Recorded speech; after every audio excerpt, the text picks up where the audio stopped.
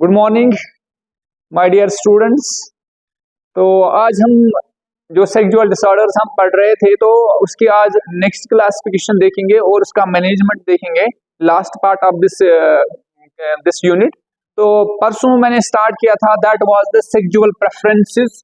हमने पढ़ा था सेक्सुअल डिविएशन, जो लास्ट क्लासिफिकेशन थी, या जिसको हम दूसरा नाम देते थे paraphilias, disorder of sexual preferences या सेक्सुअल डिविएशन या डिसऑर्डर ऑफ सेक्सुअल प्रेफरेंसेस, या we call it as a paraphilias. तो पैराफिलियाज में मैंने क्या बोला था कि they have a sexual pleasure activity with the object, non living objects. उसमें मैंने पढ़ा था वोवरिज्म, फैचिज्म, फ्रूटिज्म, या हमने पढ़ा था जूफिलिया। तो वहां पे मुझे एक चीज रह गया था, that was called as the पीडियोफिलिया।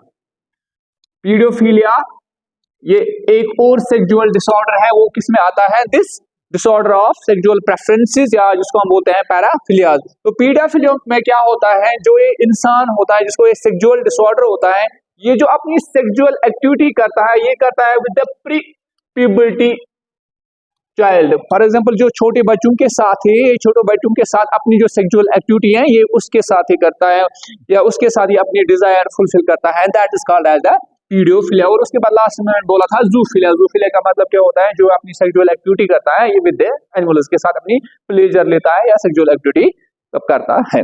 तो उसके बाद नेक्स्ट क्लासिफिकेशन है, मैंने आपको याद होगा फर्स्ट क्लासिफिकेशन में आपको फिर से बोलूंगा, 3 क्लासिफिकेशन है। First classification was the disorder of gender identity sexual disorder. Second classification was the psychological and behavioral disorders due to sexual development and maturation. Third classification was the sexual या पैराफिलियाज या sexual preference या disorder of sexual preferences. अब इसकी fourth classification है, अगर मैं fourth classification के नाम लूंगा, that is the sexual dysfunction. Fourth classification is sexual dysfunction. इस सेक्सुअल डिसफंक्शन में क्या क्या आता है, अगर हम नाम से भी देखेंगे कि ये सेक्सुअल डिसफंक्शन वो चीज होती है जिसमें इंसान को क्या होता है, there is the inability to have a sexual activity, या he cannot have a pleasure with the partner, या he cannot do the sexual activity, that is called as the sexual dysfunction. इस sexual dysfunction में बहुत सारी चीजें आती हैं, वो हम देखेंगे। फर्स्ट sexual dysfunction में क्या आती है, that is called the frigidity. फ्रिजिडिटी ये किस में आता है? सेक्सुअल डिसफंक्शन में। ये सेक्सुअल फ्रिजिडिटी क्या होती है? इसकी डिजायर एब्सेंट होती है, desire absent for sexual activity. For example, we human beings have a sexual desire, तो बट जो ये पेशेंट होता है with this sexual disorder, that's called as the फ्रिजिडिटी।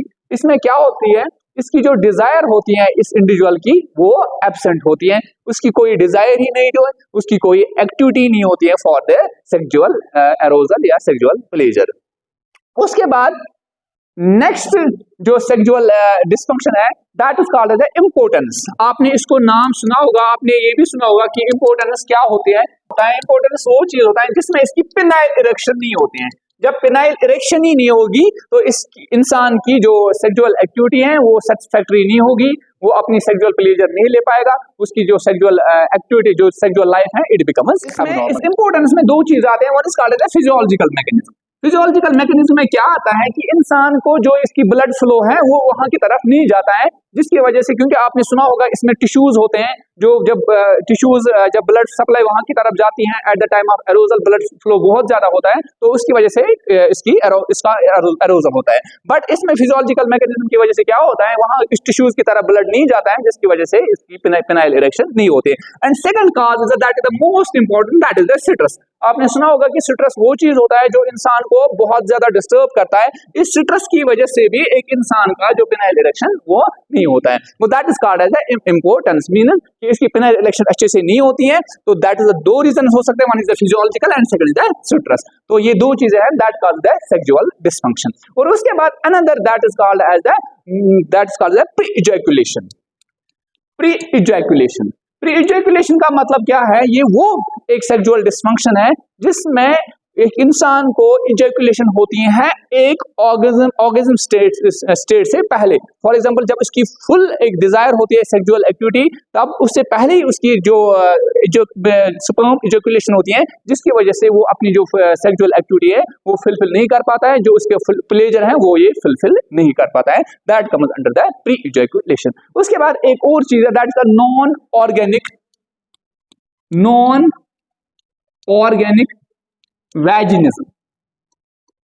Non organic vaginismus, this is also that एक sexual dysfunction है। ये क्या होता है, जो इसका lower third of the vagina होता है, lower third of the vagina में क्या होता है, देयर इज द स्पाज्म।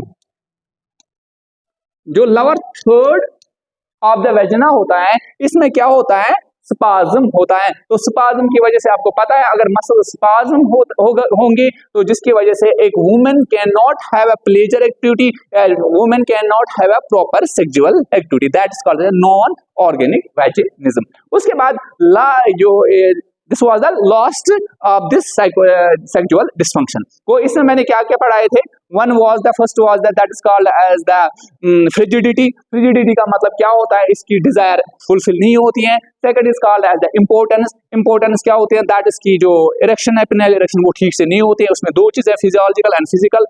एक फिजियोलॉजिकल ब्लड फ्लो वहां की तरह नहीं जाता है, सेकंड इज द स्ट्रेस की वजह से। उसके बाद एक और चीज है, that called premature ejaculation.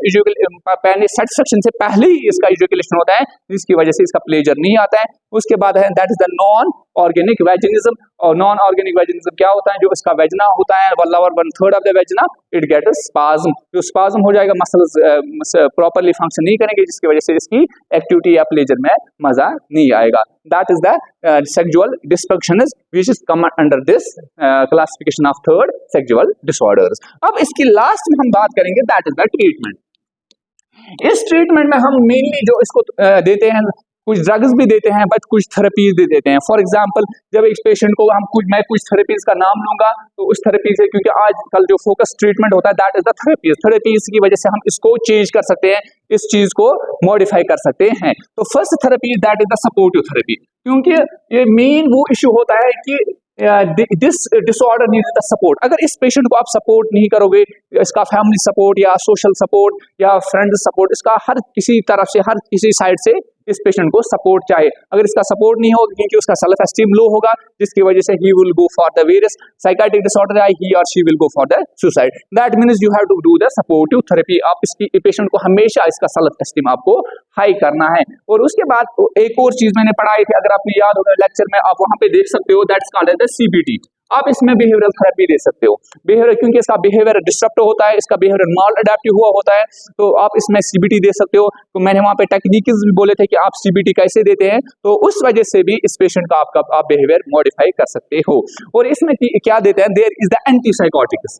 Antipsychotics भी देंगे, क्योंकि इस पेशेंट को बहुत ज्यादा कभी कभी जो इसकी एंजाइटी होती है, इसका जो मूड डिप्रेस्ड होता है, उसकी मूड चेंजेस होते हैं, तो उसका मूड एलिवेटेड, कभी डिप्रेशन, तो इस इरिटेबिलिटी आती है। दैट इज व्हाई हम इसको एंटीसाइकोटिक, क्योंकि इसकी मेंटल स्टेबिलिटी भी प्रॉपरली नहीं होती है, ये टोटली डिस्ट्रैक्टेड होता है from the society, from the environment, जिसकी वजह से आप इसको एंटीसाइकोटिक्स देते हो, आपको इसको स्टेबलाइज करने के लिए। उसके बाद इसमें एक चीज देते हैं, that is called as psychomotor psychotherapy. That is called psychotherapy.